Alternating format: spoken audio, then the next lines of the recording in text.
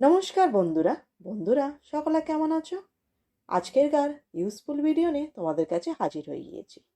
তো বন্ধুরা, ভিডিওটা যদি ভালো লাগে একখানা লাইক করে নিও, আর তোমার আশেপাশের বন্ধুদের সঙ্গে শেয়ার করে দিও।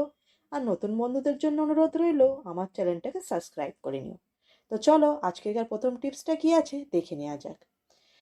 গাজর দেখো, যখনই আমরা পরিষ্কার করে থাকি সাধারণত চাকু দিয়েই আমরা পরিষ্কার করে থাকি। গাজরের যে উপরে খসখসে আর যে এর সুতোর মতন গাজরের গায়েতে এর যে সুতো থাকে, এটা সাধারণত পরিষ্কার করার জন্য আমরা চাকুই ব্যবহার করে থাকি। তা যেমন দেখো, আমি এখানে চাকু দিয়ে গাজরের উপরের গাটা আমি পরিষ্কার করে নিচ্ছি। তাতে দেখো চাকুতে কিন্তু গাজরের অনেকখানি ছালটা কিন্তু মোটা হয়ে বের হয়ে আসছে।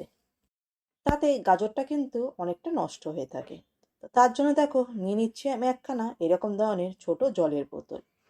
তো এরকম ধরনের ছোট জলের বোতলে তোমরা নিও, বেশি বড় কিন্তু জলের বোতল এখানে নিলে ঠিক কাজের হবে না।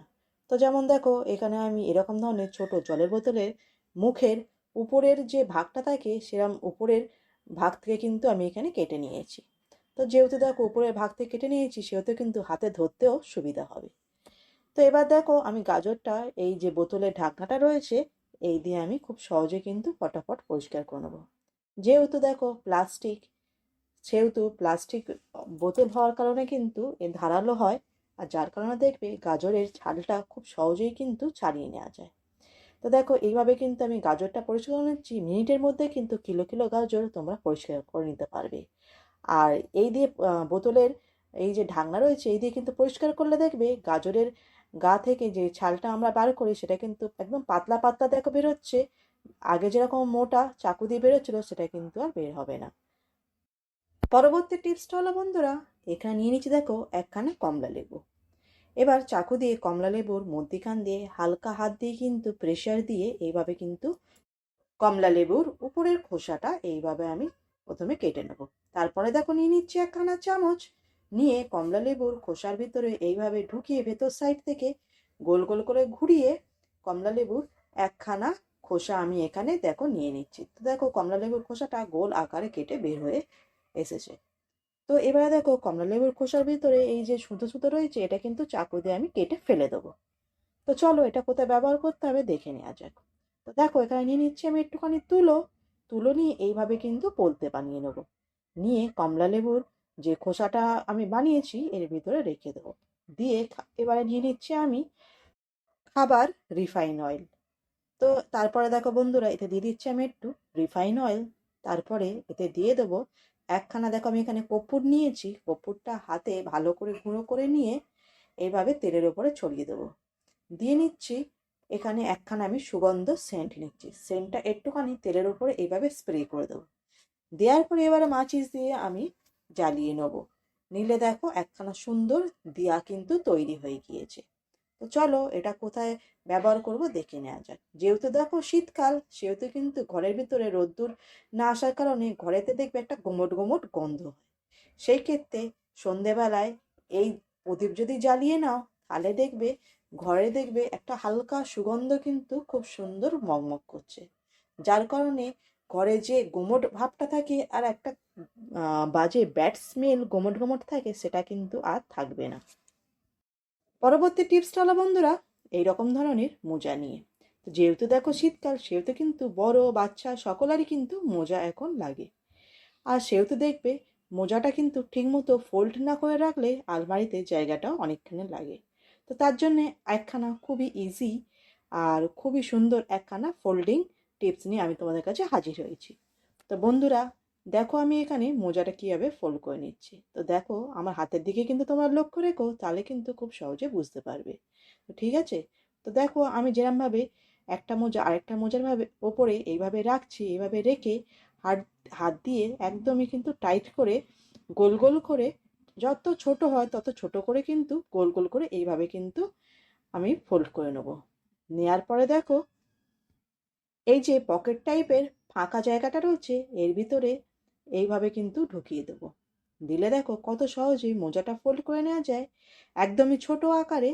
তো দেখো এইভাবে কিন্তু ফোল্ড করে নিলে আলমারি যেখানে কিন্তু রাখবে সেখানে কিন্তু জায়গাটা অনেকখানি কম লাগবে।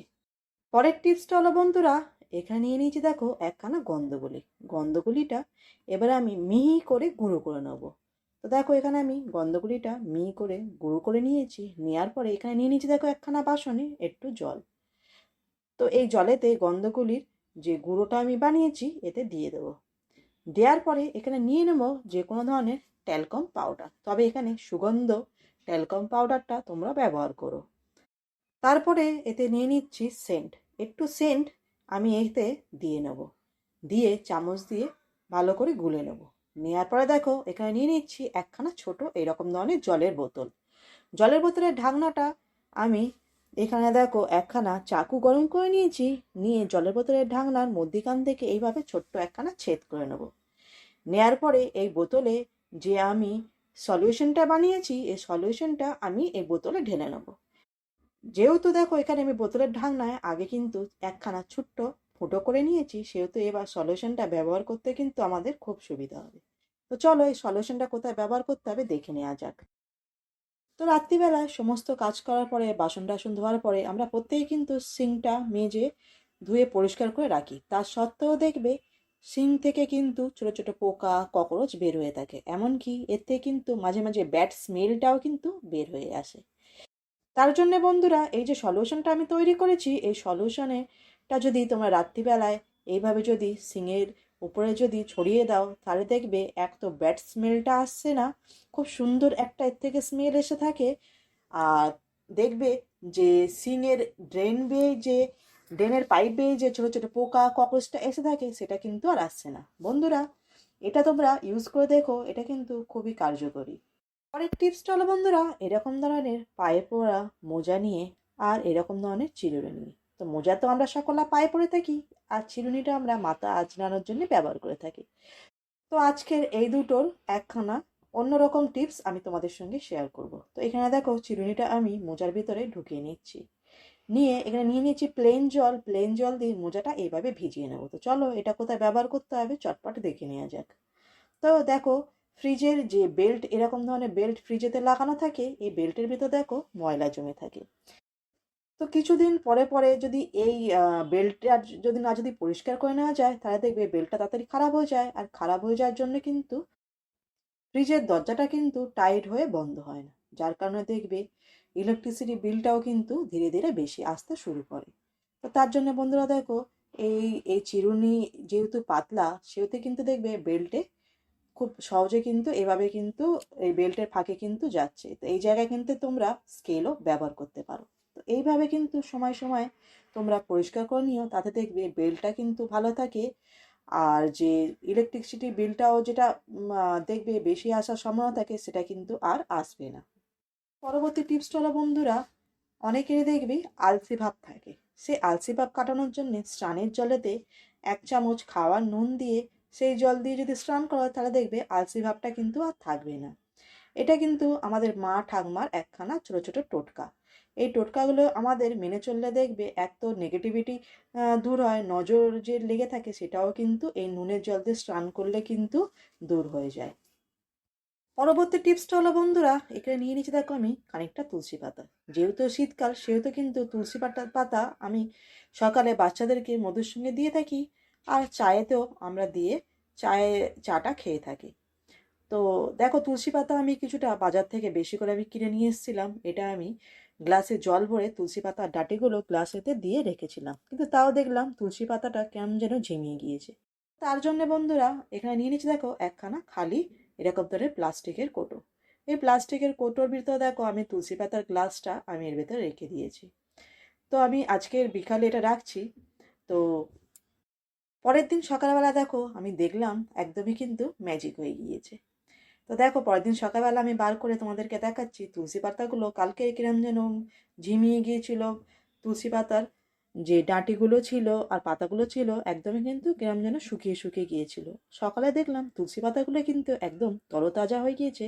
তো বন্ধুরা এইভাবে কিন্তু তোমরা যে কোনো এরকম ধরনের সবুজ পাতা জাতীয় সবজি অথবা শাক অথবা ধনে পাতা স্টোর করতে পারো। যেহেতু দেখো শীতকাল সেহেতু ফ্রিজে রাখতে লাগে না। এইভাবে কিন্তু যে কোনো ধরনের ফুল ডাঁটি শুদ্ধ জলেতে বুড়িয়ে রাখলে থেকে বাইরে রাখলে তো বাইরের হাওয়া লাগার কারণে কিন্তু দেখবে সেগুলো পটাপট শুকিয়ে যায়, তাড়াতাড়ি কেমন যেন ঝিমিয়ে পড়ে। এইভাবে যদি তোমরা খালি প্লাস্টিকের ডাব্বার ভেতর যদি রাখো, তাহলে দেখবে অনেক দিন পর্যন্ত কিন্তু যে কোনো ধরনের সবুজ জাতীয় শাক অথবা ফুলও পর্যন্ত কিন্তু অনেক দিন পর্যন্ত কিন্তু তোমরা স্টোর করতে পারো। এটা কিন্তু তোমরা করে দেখো টিপসটা করলে